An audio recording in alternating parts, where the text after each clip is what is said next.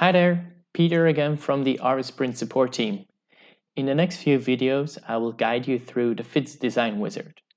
Make sure you have watched the previous videos too, especially the one on the analysis, because you will need that knowledge to continue with your Phits prescription.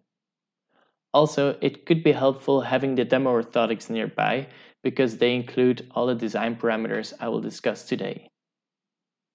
So let's start with the first panel, the general info. So here you can find the shoe size, usage, and type. The shoe size is what you measured with the templates in the shoe. In my case, it was UK 8.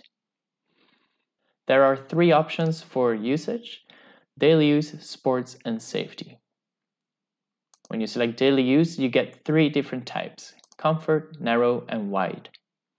The comfort is our standard width.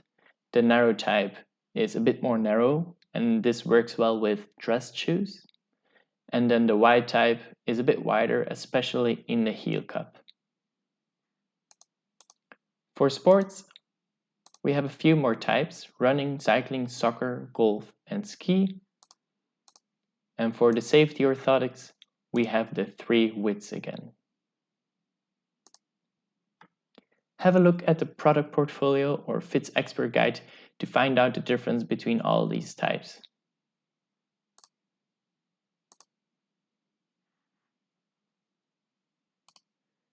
In the second panel, we find the insole composition.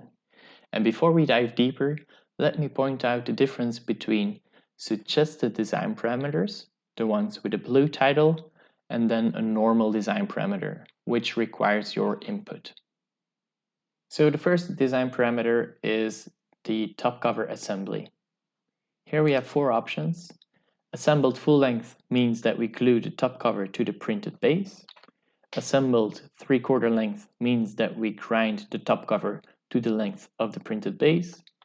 Not assembled means that we do not glue the top cover to the base. And no top layer means that you simply order the printed part without any top cover material.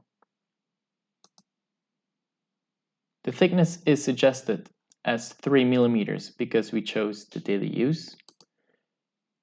But you can overrule if you wouldn't agree, and then you can see that the title changes to black.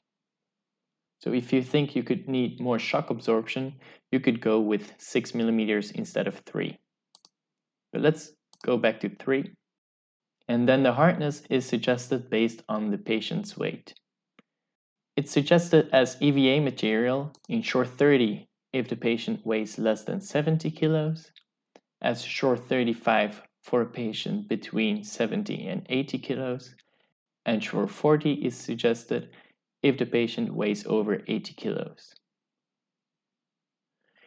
If you prefer a softer material, you could select short 20, and this material is PU soft, which stands for polyurethane. So it's a polyurethane foam, and it has the same characteristics as memory foam. So it's quite soft, but it has a high resiliency, so great for shock absorption. Both PU Soft and EVA can be finished with synthetic leather, and this will add some durability to the top cover. Let's go with a suggestion of short 30, and I will add the synthetic leather as an example. So let's continue with the characteristics of the base. It starts with the size, and you can find a different size for the left and right. Typically, there is a difference of 1 UK between the base size and the shoe size, but you should go with your measurements. So in my case, I noticed the difference between the right foot and the left foot. So I will make the right side 6.5 and the left 7. As a result, the two printed bases will have a different length, but both will be finished with a UK 8 top cover to fit the shoe properly. Next, we can find the base types, and here there are four options. Normal is our standard, the standard base type that allows for any correction. The orthotype is a bit more corrective, so it adds a little bit of support in the subtalar joint, and it also allows you to select a metatarsal bar in one of the further steps. The normal slim base type is a slimmer and a thinner base because it has a different 3D printed texture. And so this base type is actually the lowest volume you can get. So if you're looking for a very minimalistic, low volume device, this is the way to go. If you prefer the ortho supporting a subtalar joint, but then combine it with a slim design, you can go with the ortho slim. So next you can change the medial lateral support. By default it's set to normal, but you can increase it to high, and this will increase the width of the device in the mid and forefoot area. So this could be helpful for patients with a wider forefoot or just patients with a heavy load through the mid forefoot area.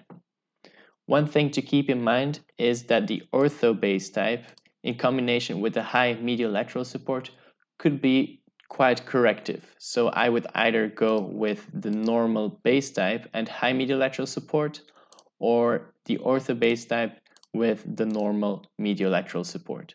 And that's what I'll do for this case where we had that poor stability in the subtalar joint. So that's it for this first video on the Phits Design Wizard. In the next video, I will discuss the directional stiffness, navicular support, and local stiffness. So I hope to see you there. Bye!